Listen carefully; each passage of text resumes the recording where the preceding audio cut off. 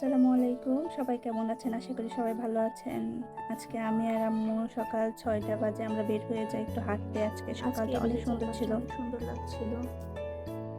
পর আমি আর আম্মু হাঁটছিলাম আর চারপাশটা দেখছিলাম এই দোকানগুলো কিছুক্ষণ পরে খুলবে। তারপর আমরা হাঁটতে হাঁটতে এ পর্যন্ত আসলাম। ছোট একটা ব্রিজের মতো ছিল আর চারপাশটা আজকে এত সুন্দর ছিল।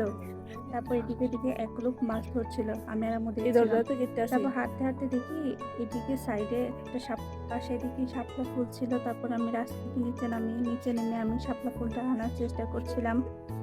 এখানে আমি প্রথম পানি থেকে ফুল তুলবো। ছোট ছোট শাপলা ফুল ছিল লাল।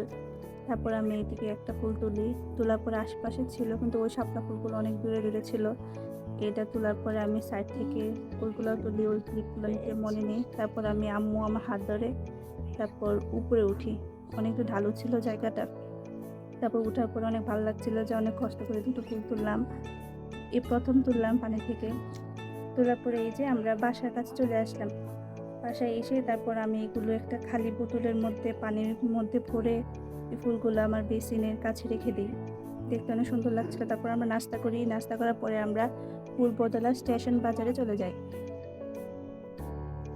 এখানে এই যে গুঁড়া মাছ কিনি, বড় মাছ কিনি, কিছু শাকসবজি কিনি। কেনার পরে আমরা বাসায় চলে আসি।